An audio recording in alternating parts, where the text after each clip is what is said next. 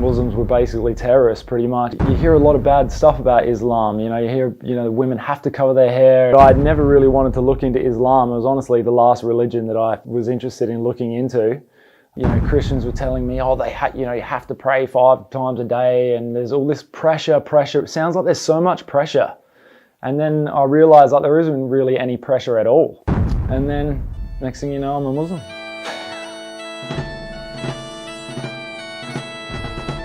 I was born in Adelaide, which is where we are now. My mother is Greek. I'm a first generation Australian pretty much. And my dad is full blood Scottish. And they met in Australia and had me, my brother and my sister.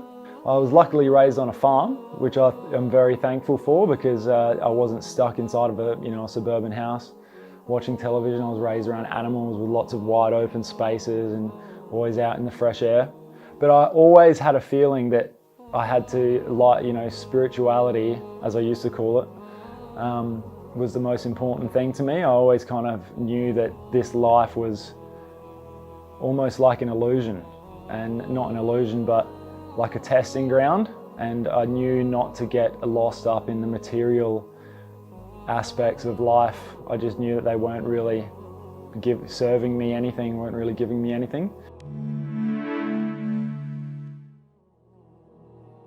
My belief before coming to the religion was I always believed in God, and I always knew that God was without form, I guess. And I knew that idol things like statues and things like that didn't really have any help or have any power over anything. So I always believed in God, but I'd never really wanted to look into Islam. It was honestly the last religion that I was interested in looking into, just because of everything that they teach us in the West on the news, especially because of 9/11. So when 9/11 happened, I was around that curious age. I was around 18, 19, and it was just, I thought that Muslims were basically terrorists pretty much, and didn't treat women well and things like that. And yeah. What actually drew me to Islam was the money system, basically, and the use of usury, because I started looking into where our money comes from, how it gets printed out. And then I read in the Bible also that Jesus was talking about not using usury. And then I realized that the only people that were actually not using usury were the Muslim countries. And then that was many years ago, and I realized, well, there must be something right that they're doing. And then from there, it just kind of snowballed from there, really.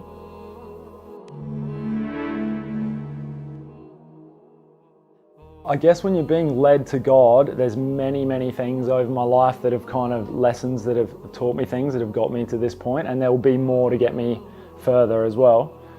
But basically, I started reading the Bible a lot, and listening to audiobooks, and I got caught up in quite a lot of New Age spiritual stuff years ago in my 20s.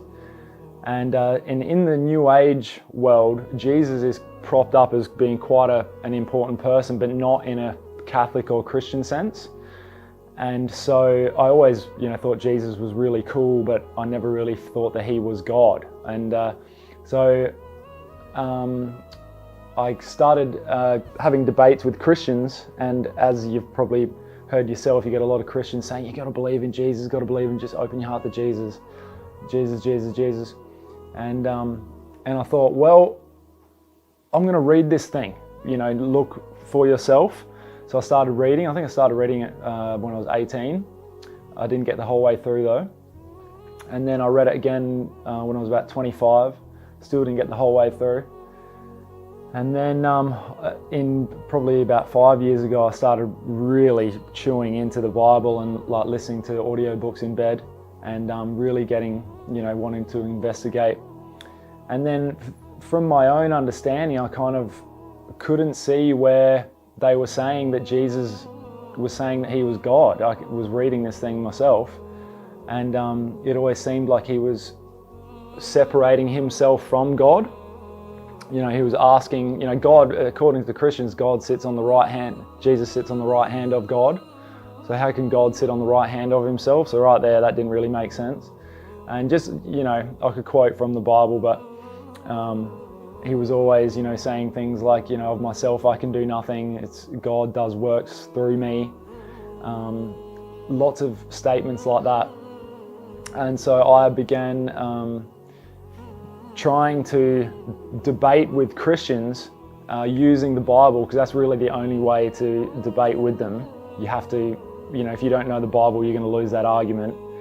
And so once I knew the Bible, then I became more, what I was saying became more relevant to them. And opening up a few people, not all of them, but a few people started kind of listening. But I still wasn't a part of any religion or part of Islam. I just believed in God.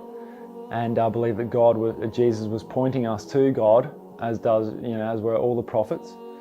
And then what really led me there, like the final big chunk of the snowball, I guess, was one day I saw on a Facebook video was Christ in Islam by Sheikh Ahmed Dida, is that his name?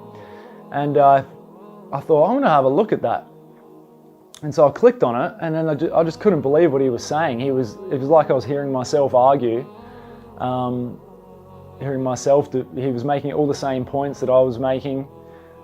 And then I thought, well, I'm going to look into this Islam thing, but I still wasn't really interested, because I thought that you hear a lot of bad stuff about Islam. You hear, women have to cover their hair, and Christians were telling me, you have to pray 5 times a day, and there's all this pressure. It sounds like there's so much pressure. And then I realized that there isn't really any pressure at all. You don't have to do anything really, except for believe that God is one. I mean, you can do more stuff if you want to get better at it.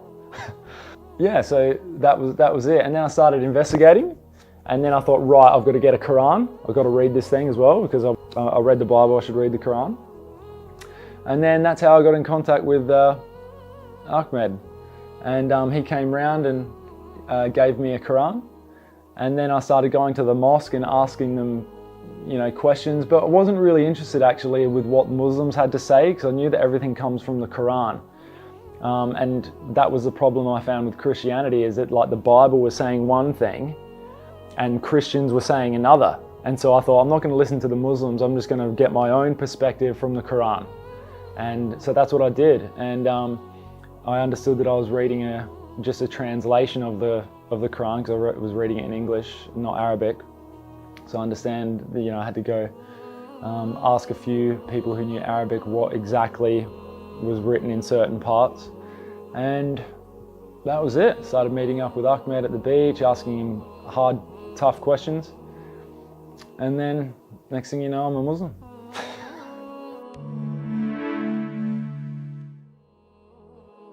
Yeah, no, it was great. And then I just started talking to everybody afterwards. And one of the things I found most impressive was afterwards, pretty much as soon as the prayer finished, all these tables came outside and people were putting fruits and vegetables and secondhand clothing and things like that outside, just for people to, anyone who needs it.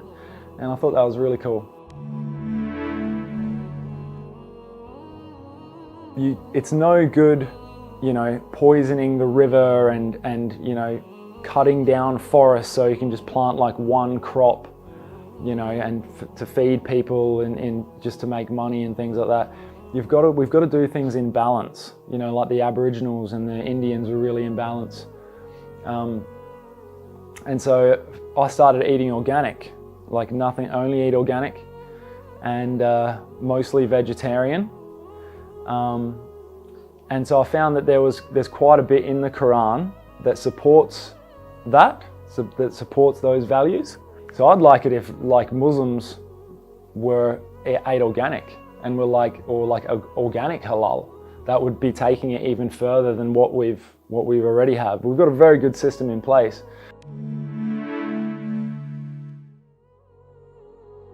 The best part of Islam, I guess, as Mark Twain said, right? It's not the things you think you know that'll get you in trouble. It's the things you know for sure that just ain't so, right? So if I thought that I knew for sure things about Islam, that there was, men were allowed to hit the women and women were like the slaves of men and all this just nonsense stuff that wasn't true. And so that was what actually got me in trouble. So one message I would like to give to people who is that, there's a lot that we think we know about Islam that just isn't so. And there really isn't any pressure at all. I found, I was worried to go to the mosque. The first time I went to the mosque, I was like, oh no, what if I, do something wrong and they attack me or something? And I thought, you know what? If I go there and I accidentally do something wrong without meaning to, I've got the best intentions here. I just want to find out about God. If anybody is rude to me or treats me badly, then that religion is not for me. That's just, that shows those people don't know what they're talking about. And everybody was so understanding and so helpful and so charitable. And so I would say just start investigating it. Go to your local mosque and just start asking people questions. It's fine. It's quite unlikely that you're going to offend anybody. Constantly through the Quran, I'm always getting amazed, and I have to stop and put it down and just go, oh my God, that is just amazing. I feel like there's just everything in there. Everything you need to know almost about life is in there. All the philosophy of life is in there. It's beautiful.